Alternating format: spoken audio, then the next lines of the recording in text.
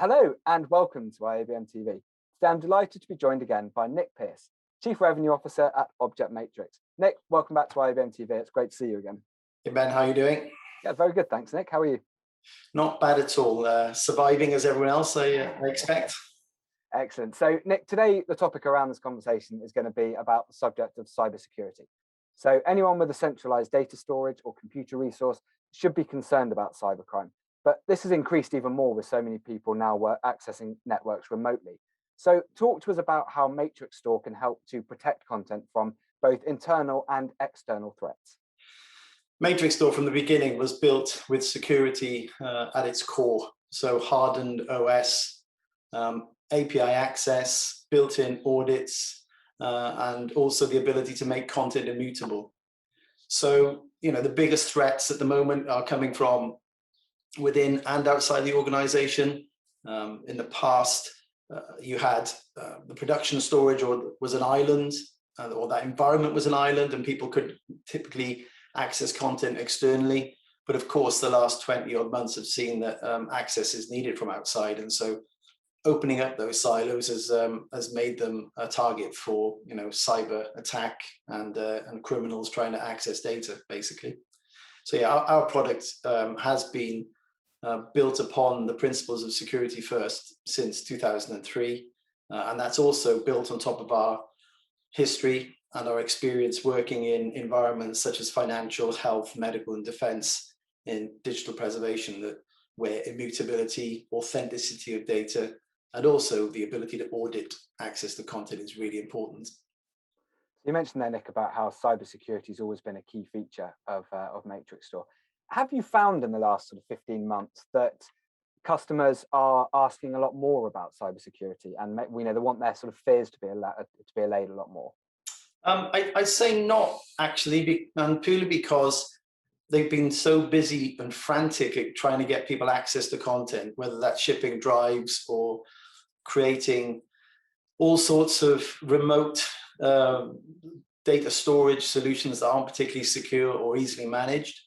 And the whole cybersecurity piece tends to be quite cyclical. It stays quiet until someone big gets hacked and there's a big ransomware attack. Then it goes quiet again and lots of promises of investment are made, and then it rears its head again. And so there have been some recent spates of attacks with ransomware in particular across the globe. And such, it's more of a heightened issue at the moment. And certainly with people working remotely, there's a lot of content going out on drives and snail mail.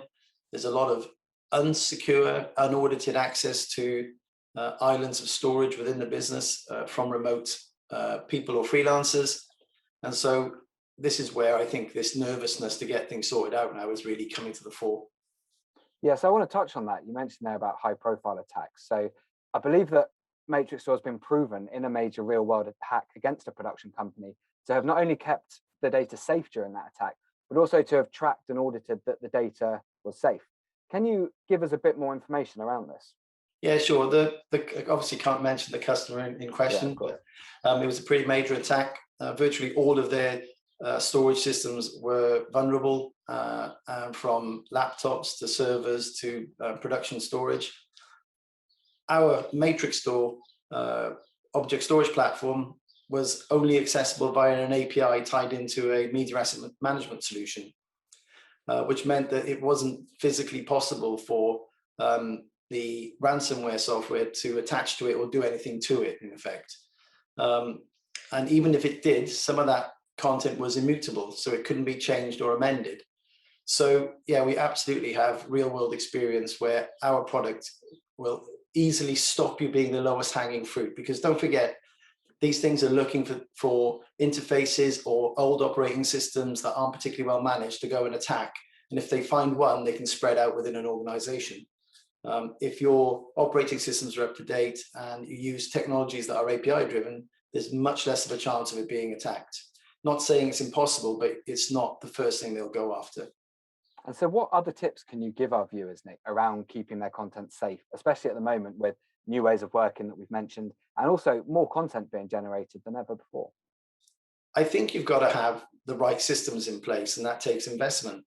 You need to think about offsite protection. So products like MatrixStore again can replicate content to a remote site and restrict access to the remote site to API only, so that the data at the remote site can't be compromised. Get a solution that can make your content immutable if it's an archive, so it can't be changed or hacked or anything like that.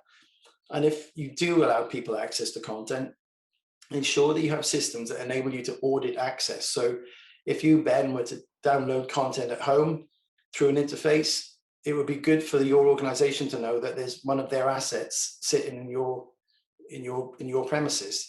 So audit is a very, very big feature that we offer built into the platform that enables us to tell you who's deleted a piece of content, who's moved, or who's read a piece of content and it's ended out on a public platform.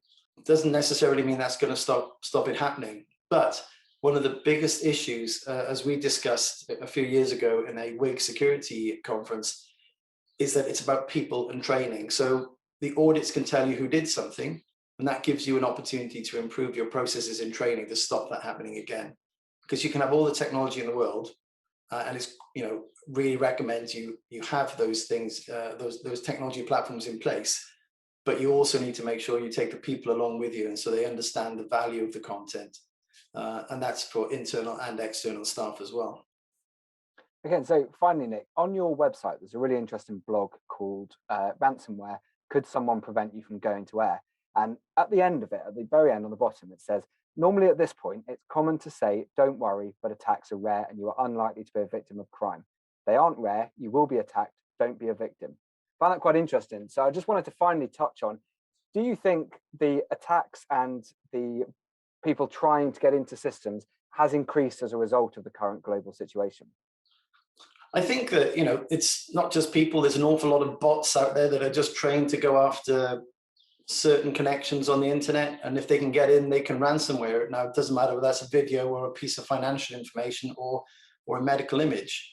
I think that what's changed, certainly, where people were a bit more, not blasé, but a bit more relaxed about the situation, is that, again, production islands and storage were just that. They were typically siloed off from the rest of the network with very few access points in. People went into a building, they sat in an edit suite, they did their work, they came out, archive went and sat on a shelf. Now content has to be available globally, has to be available from anywhere. Producers need to be able to self-serve content and not wait on bottlenecks, and therefore that increases the risks. But it only increases the risks if people don't take the time and effort and investment in order to upgrade their systems and put appropriate systems in place that will help them to mitigate a lot of those risks. Okay, great. Well, Nick, thank you very much for joining us again. It's been great talking with you again. Cheers, Ben. Look forward to seeing you soon.